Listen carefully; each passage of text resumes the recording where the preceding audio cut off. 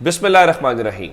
لاکھوں کروڑوں درود و سلام محمد مصطفیٰ صلی اللہ علیہ وسلم اور آل محمد پر۔ میں ہوں عمر دراز گوندل۔ عمران ریاض صاحب کو کافی عرصہ ہو گیا اور ظاہر ہے جو ان کے چاہنے والے ہیں، جو ان کے اہل خانہ ہیں، ان کے دوست احباب ہیں، سب کو ایک ہی خبر کا انتظار ہے کہ کب یہ بتایا جائے کہ عمران ریاض صاحب گھر پہنچ گئے ہیں، یا عمران ریاض صاحب بازیاب ہو گئے ہیں، یا عمران ریاض صاحب جو ہیں وہ منظر عام پہ آ گئے ہیں۔ اب یہ بہت ساری باتیں ہیں۔ اگر عدالت پاکستان کی سب سے بڑے صوبے کی عدالت بھی ابھی تک کچھ نہیں کر سکی تو پھر ظاہر ہے لوگوں میں مایوسی بھی ہوتی ہے، لوگوں میں پریشانی بھی ہوتی ہے۔ لیکن آخری جو سماعت ہوئی، اس سماعت کے اندر پولیس نے 10 روز کا وقت مانگا تھا، اور حیران کن طور پہ وہاں پہ جو عمران ریاض صاحب کے وکیل ہیں انہوں نے اس چیز کے اوپر اعتماد کا اظہار کیا کہ پولیس کوشش بھی کر رہی ہے اور ہمارے ساتھ تعاون بھی کر رہی ہے۔ تو لوگوں کا خیال یہ تھا کہ آخر کچھ نہ کچھ ایسی چیزیں ہو رہی ہیں جس کی بنیاد کے اوپر کمرہ عدالت کے اندر تھوڑا سا یہ چیزیں ہوتی بھی نظر آ رہی ہیں۔ اب عمران ریاض صاحب کہاں پہ ہیں، کس کے پاس ہیں، اتنے دن کہاں پہ، یہ وہ اہم سوال ہیں جو ہم سب جس کی تلاش کے اندر ہیں۔ لیکن اب عمران ریاض صاحب کے متعلق جو خبر آئی ہے وہ بہت بڑی ہے اور حوصلہ افزا خبر ہے کہ چلیے اور کچھ نہیں، کم از کم اس سے ہمیں حوصلہ تو ہو گیا ہے۔ ہم سب ان کے لیے دعا گو بھی ہیں، کوششیں بھی کر رہے ہیں اور چاہتے بھی ہیں کہ جلد از جلد وہ واپس آئیں۔ اب جانتے ہیں کہ ہارون رشید صاحب جو ہیں وہ سینئر صحافی ہیں اور سنو نیوز کے اوپر شو کرتے ہیں۔ چند روز پہلے عمران خان سے ملاقات کرنے کے لیے بھی زمان پاک پہنچے تھے۔ بڑے دبنگ قسم کے جرنلسٹ ہیں، لکھتے بھی بڑا شاندار ہیں، اور انہوں نے آج یہ خوشخبری جس کو کہنا چاہیے یہ سنائی ہے، جو میں آپ تک پہنچانا ضرور چاہتا ہوں۔ اگر یہ عام بات ہوتی تو شاید بات نہ کرتے، لیکن جو ہارون رشید صاحب ہیں وہ بڑے ایک کریڈیبل جرنلسٹ بھی ہیں، ایک اچھے جرنلسٹ بھی ہیں اور سینئر صحافی بھی ہیں۔ انہوں نے آج صبح سویرے کوئی 5:30 بجے کے قریب جو ہے یہ بتایا کہ عمران ریاض خیریت سے ہیں۔ یہ پہلا حصہ ہے کہ کوئی پریشانی والی بات نہیں ہے ان کی زندگی سے متعلق یا باقی چیزوں سے متعلق، تو پہلا مرحلہ تو اللہ کا شکر ادا کرنا چاہیے، اللہ کرے وہ خیریت سے ہی ہوں اور خیریت سے ہی رہیں، یہ ہم سب کی دعا ہے۔ اگلے مرحلے کے اندر ہارون رشید صاحب نے دوسری ہمیں خوشخبری سنائی ہے اور ساتھ ہی لکھا ہے کہ انشاءاللہ رہا ہوں گے۔ یہ بڑا امپورٹنٹ ہے۔ رہا آپ تب ہوتے ہیں جب آپ کسٹڈی کے اندر ہوں، رہا آپ تب ہوتے ہیں جب آپ کو گرفتار کیا جائے، رہا آپ تب ہوتے ہیں جب آپ کے اوپر کوئی الزام ہو، آپ کو وہ کر لیا جائے۔ تو اب چلیں اس کے اوپر تو ہم نہیں جاتے کہ وہ رہا ہوں گے تو کہاں سے رہا ہوں گے، رہا تھے تو گرفتار کہاں تھے، کس کے پاس تھے، لیکن ہمارے لیے اچھی خبر یہ ہے کہ ان کے متعلق دوسری بات یہ ہے کہ وہ جلدی ان کی رہائی بھی ممکن ہو جائے گی۔ اللہ کرے یہ جلد از جلد ہو تاکہ ان کے گھر والوں کا، ان کے والد صاحب کا جو اس وقت امتحان ہے، جو ان کے بچوں کا، ان کی اہلیہ کا، وہ ختم ہو۔ صرف ان کا نہیں، ظاہر ہے وہ ان کا ایک رشتہ ہے، ان کا گھر ہے، فیملی ہے۔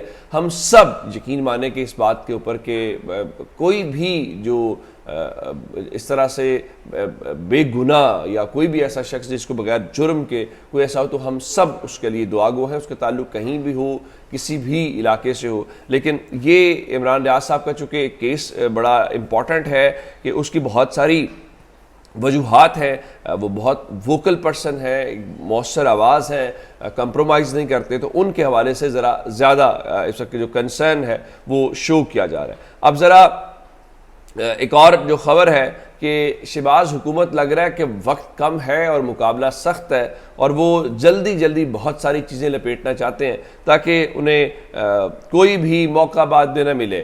اب آپ جانتے ہیں کہ کل پاکستان کے اندر سب سے بڑی خبر یہ تھی کہ جناب وہ میاں نواز شریف صاحب کی BA کی ڈگری گم ہو گئی ہے، تو وہ ڈپلیکیٹ ڈگری چاہیے۔ یہاں تو پتہ نہیں پاکستانیوں کا کیا کچھ گم ہو گیا ہے، تو ہمیں تو اس کی فکر نہیں ہے، لیکن میاں نواز شریف کی BA کی ڈگری کی بہت زیادہ ہے۔ اب پتہ یہ چلا کہ جناب وہ اس لیے کہ میاں نواز شریف کی نااہلی ختم کروانے کے لیے پٹیشن دائر کی جانی ہے، اور اس سے ہٹ کے یہ ہے کہ اصل میں یہ ان کے انتخابات کے حوالے سے ان کی جو ڈاکومنٹیشن ہے وہ پوری کی جا رہی ہے۔ آج پتہ یہ چلا ہے کہ مسلم لیگ نون کی جنرل کونسل کا اہم اجلاس آج اسلام آباد میں ہوگا۔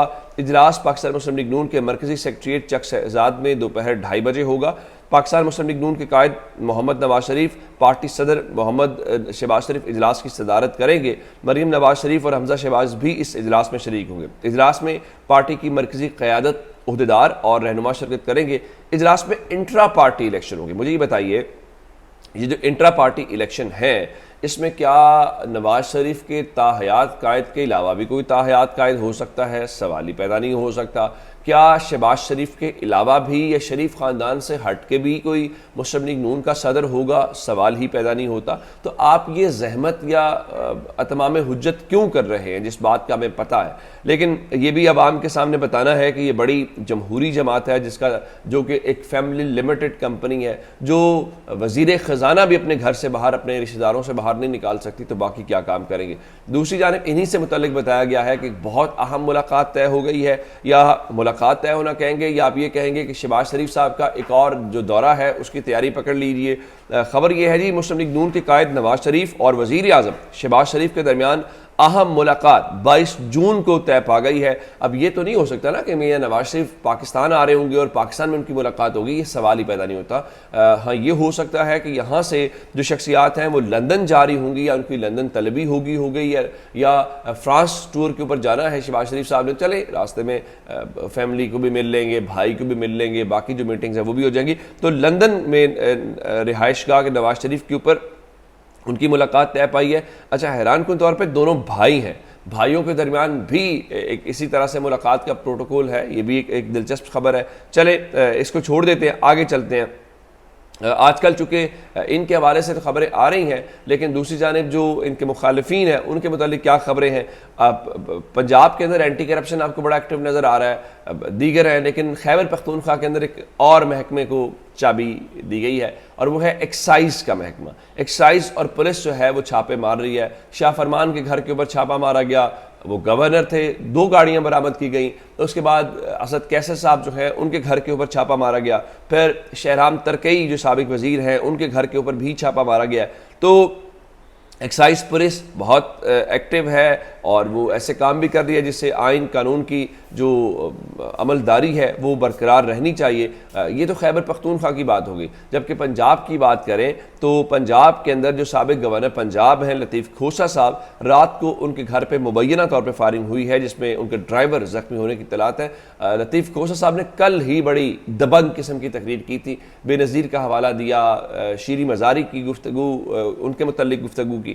تو چند روز یا تھوڑا عرصہ پہلے ہی ان کے گھر کے اوپر ایک اس قسم کی کارروائی پہلے بھی ہوئی تھی۔ اب رات کو ہی اس کارروائی کا کیا مطلب ہے، یہ کیا میسج کنوے کیا گیا ہے؟ ظاہر ہے یہ اس میں خود فوجداری قوانین کے بڑے ماہر ہیں لطیف کھوسہ صاحب، ان کو کچھ زیادہ وہ نہیں لگے گی اس قسم کی بات۔ اب دوسرا جو معاملہ ہے، ہمیں بتایا گیا تھا کہ چونکہ اب آئل آنا شروع ہو گیا ہے، رشین آئل ہے، تو دیکھیں حالات کیسے ٹھیک ہونے والے ہیں۔ پاکستان کے اندر پیٹرولیم مصنوعات کی قیمتیں کم ہوں گی۔ شہباز شریف نے ٹویٹر کے اوپر فخر سے بتایا، ان کے ہمیں بتا رہے ہیں جو کام کوئی نہیں کر سکا شہباز شریف نے وہ کر دیا ہے۔ اور پاکستان کے اندر تو اب دیکھیں ریل پیل ہونے لگی ہے، دودھ شہد کی نہریں بہنے لگی ہیں، تو پیٹرولیم مصنوعات کی قیمتیں کم ہوں گی۔ لیکن رات کو حکومت نے بتایا ہے، ہمیں تو خبریں چلوائی کی تھی 30 سے 40 روپے کم، لیکن ڈیزل اور پیٹرول کی قیمت برقرار رہے گی، اور اب جو ہے وہ 30 جون تک یہ قیمتیں برقرار رہیں گی۔ تو آپ نے یہ جو اتنا شور مچایا ہوا تھا، یہ جو ریلیف اور سارا کچھ، وہ کرنے کی کیا ضرورت تھی؟